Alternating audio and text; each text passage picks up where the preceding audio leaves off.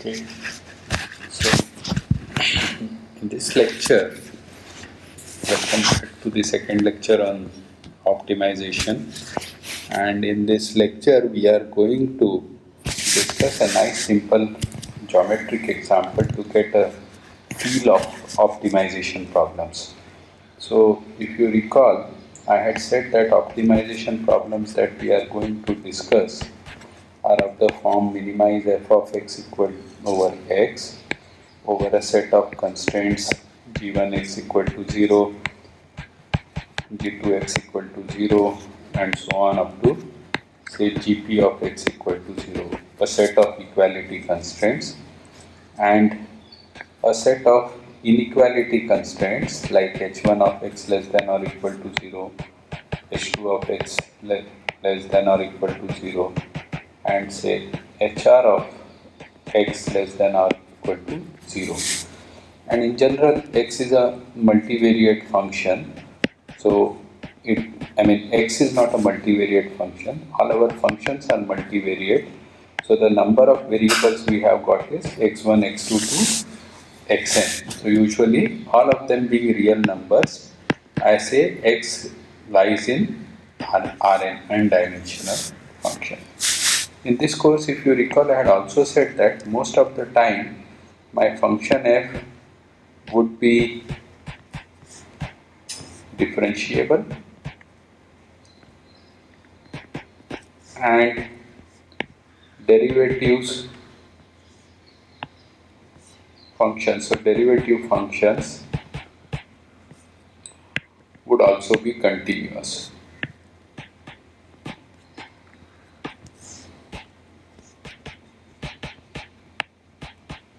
More about it later on, but something similar for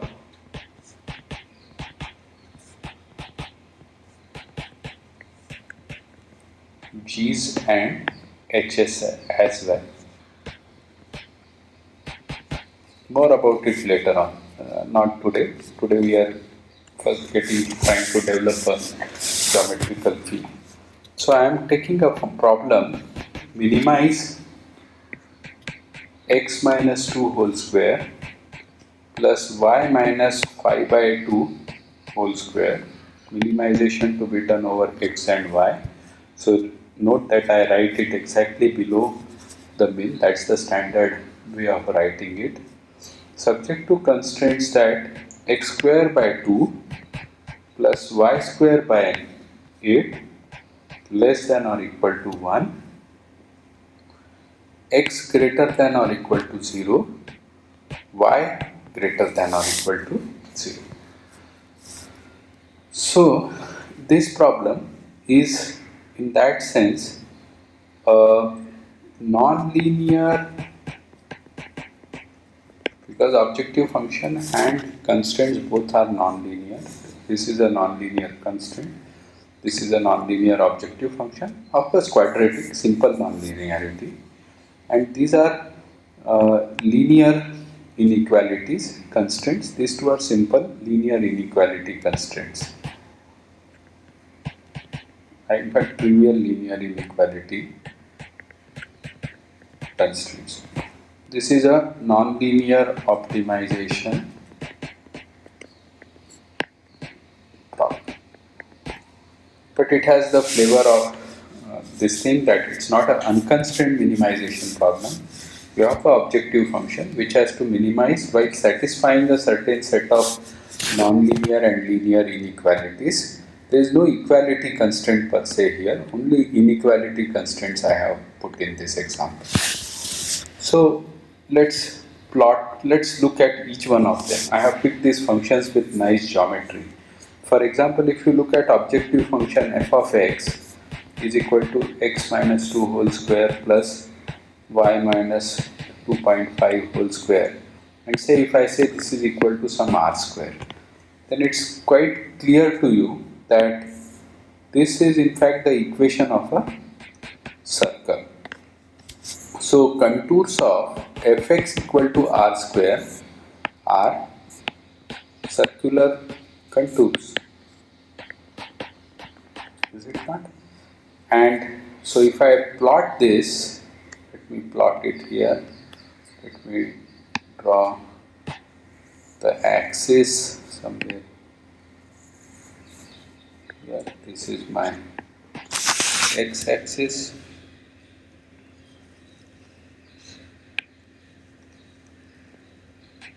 This is my y-axis. Center is at x equal to 2 and y equal to 2.5. So 2, 0 is here. 1, 2, 2.5 is here. So I extend this line up to 2 and this is the center. Now if I take 0 radius, then it is exactly the center point this. So the objective function is 0 here. If I take 0.5 r square to be 0.25, then it corresponds to radius of 0.5.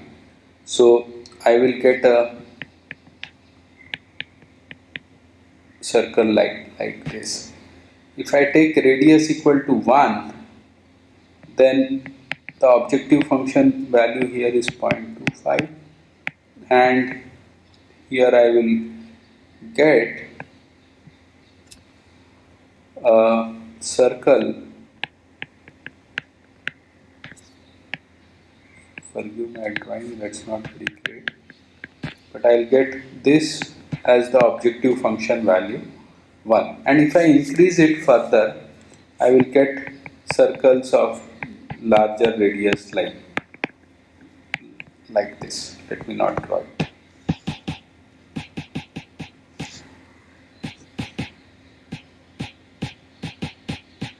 Okay. So you got the idea of this. For every objective function, I have circular contours. So lot of x and y meet those infinitely many x and y meet those values, and so on. And if I increase objective function value, then so does the radius of the circle. Now let's look at the two simple linear inequality constraints, x greater than or equal to 0 and y greater than or equal to 0. Now if I say x greater than or equal to 0, then it means this side is yes, right side of the vertical line of the y-axis, and the left side of the vertical line of the y-axis is no. So I will shade the no area out like this. Similarly, if I look at y greater than or equal to 0, then this side becomes the upper side of the x-axis is yes, and the lower side here of this line separator is x-axis as a separator is no. So therefore this side gets shaded out. So effectively what I am saying is x greater than or equal to 0, y greater than or equal to 0 is just the first quadrant. Nothing much there, it's just the first quadrant. Now let's look at the third constraint that we have, x square by 2 plus y square by 8 less than or equal to 1. So let's first look at x square by 2 plus y square by 8 to be equal to 1. What does this represent? Now you know that equation of an ellipse is given by x by a whole square plus y by b whole square is equal to 1. So therefore the axes are, major and minor axes are, the two major axes are plus minus have lengths of root 2 and 2 root 2, which is to say that root 2 is 1.4. So root 2 being 1.4, I am going to put a 1.4 somewhere here, and also minus 1.4 somewhere here, and 2 root 2 is going to be 2.8, so 2, 2.5, 2.8 is going to be somewhere here. 1, 2 minus of this is going to be somewhere here. And if you look at this, 1 plus minus 1 and plus minus 2 are also satisfy the ellipse equation. Is it not? Why? Because 1 by 2 plus 4 by 8, another 1 by 2 will become equal to 1.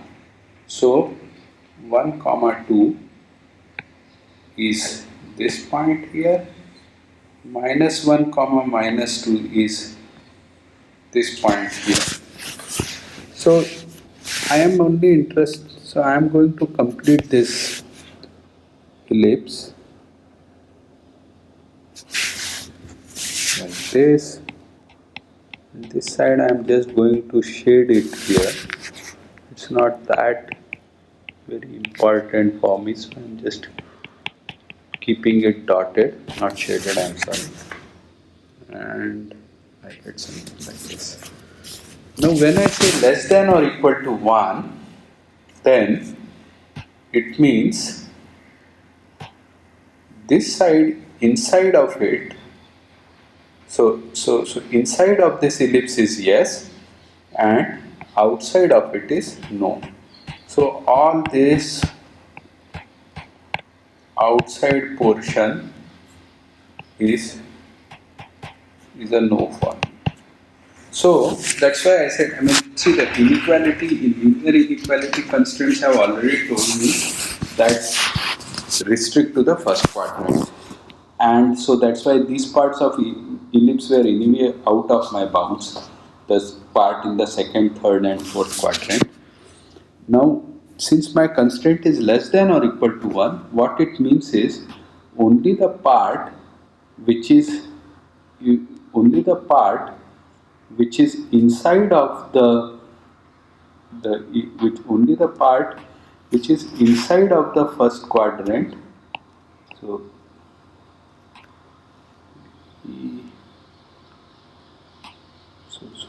only the part which is inside of this first quadrant, this is the only part which is feasible. This part is the only feasible region for it. So now I have introduced a new term called feasible region here. What does the feasible region means? Feasible region means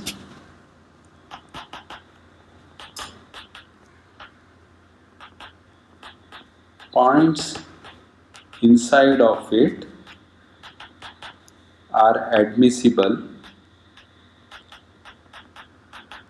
during optimization and points outside of it are not optimized, I mean are not admissible for optimization. So therefore vice versa we can write the points outside of it are not admissible. So now let's revisit our problem. We have a geometrical view of the feasible region and which is the part of the ellipse boundary and inside in the first quadrant, and the objective function which is whose contours are for a fixed value are essentially circular.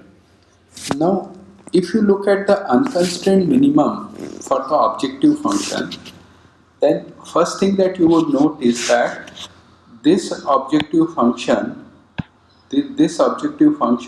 is essentially, if you look at it here, made up of sum of the squares. Sum of the squares can never be negative.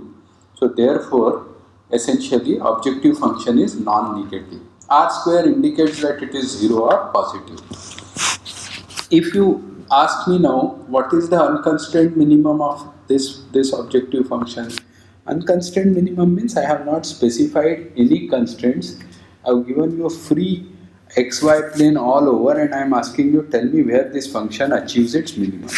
Your answer is going to be x is equal to 2, y equal to 2.5.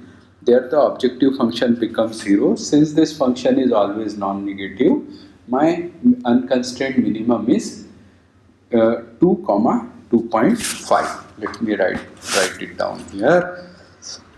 Unconstrained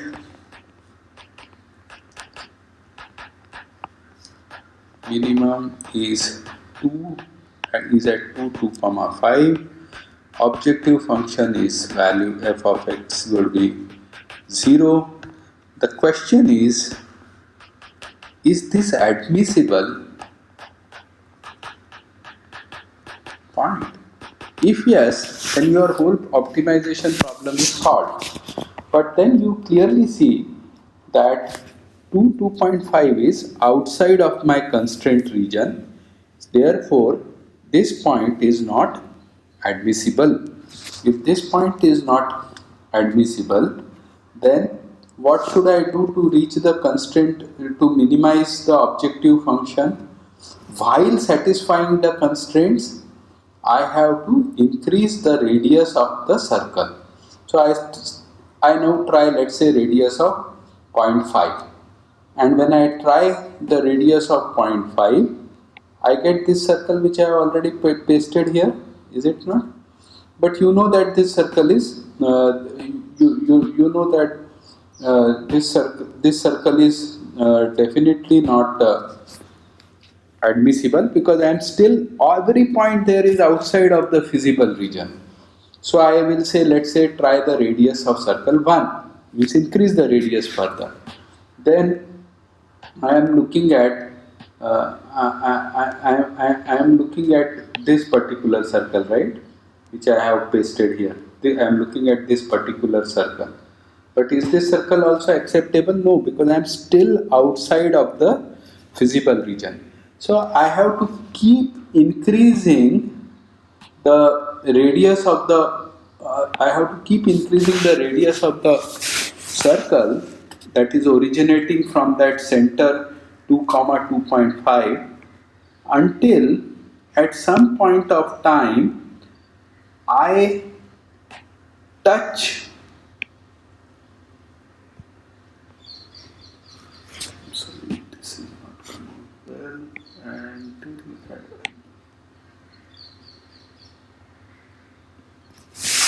until at some point of time I touch the ellipse. When I touch the ellipse, I will get a feasible point. So in this case, when I touch the ellipse, I will get a feasible point. And if I increase the radius further, then I will get circles like this. Is it not? Larger radius circles like this. Now there are many feasible points. All these points from here up to here, all this it's not very clear, let me use this trick. All these points from here to here are feasible, but then radius has unnecessarily become larger, so they cannot be candidates for minimum. So the conclusion is, we get a minimum when the circles which are contours of objective function, loci contours of objective function, just touch the feasible region, which in this case is touching the ellipse. In first, touching the ellipse in the first quadrant. So when that happens, we will get a minimum. Now in this example, this minimum turns out to be at point 1, 2. Okay, I already checked it out. I'll explain to you also why 1, 2 is the right point. If you calculate the value of the objective function at point 1, 2, so the x star is at 1, 2. F of 1, 2 is going to be 1 minus 2 whole square plus 2 minus 2.5 whole square, or 1 plus 0.25 or 1.25. So the minimum objective function value is 1.25 and happens at the point 1, 2. See, the thing is, I said, now let me explain the geometrically what I mean by this. How do I check that this is the point is correct? So when something just touches, if I draw this normal here for the ellipse and the normal for the ellipse, so normal for the ellipse is the grad of g of x, and the normal for the objective function is gradient f of x, then these two should be collinear. So the check is, if the ellipse and circle just touch at 1, 2, then their normals, which is this, and grad of f of star should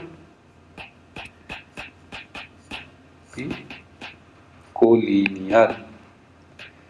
In other words, you should be able to write this plus some lambda times of this to be equal to 0. I mean, they are at the straight line, so your 1 is just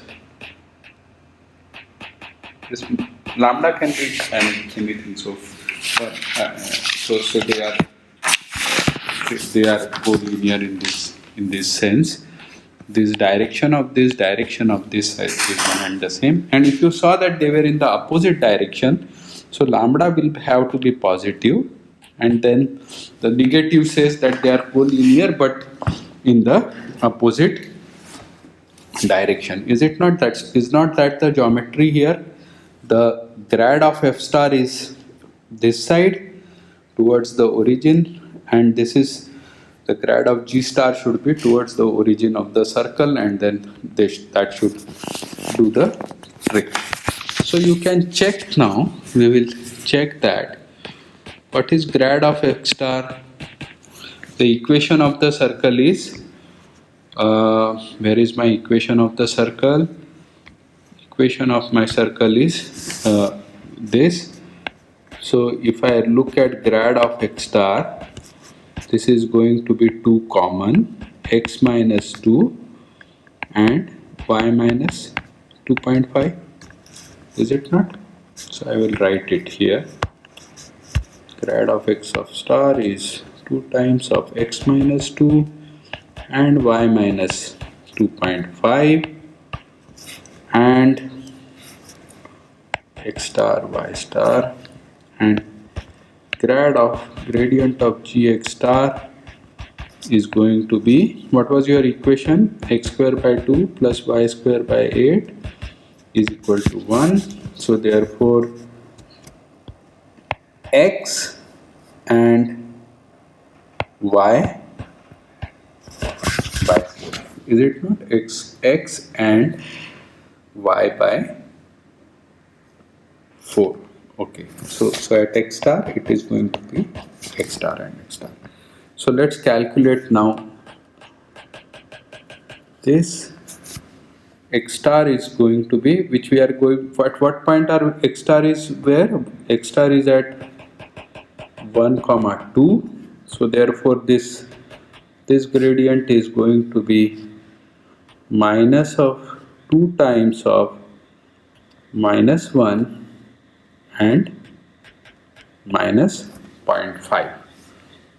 That's correct, right? That's correct. And this gradient of gx star is going to be 1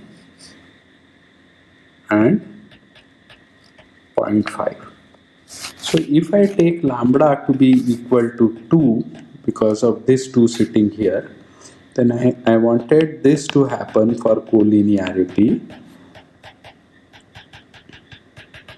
And you see now that 2 times of minus 1 minus 0.5 plus 2 times of 1 and 0.5 becomes equal to 0. So in fact, I have met all the condition. I have ascertained that exactly touch at one point. Incidentally, later on I will tell you that this lambda is called a Lagrange multiplier, and this condition of, conditions like this, as I stated here in the optimality, are the formal conditions for optimization. So we will stop here for this nice, we'll stop this video with this nice motivation example. See you in the next class.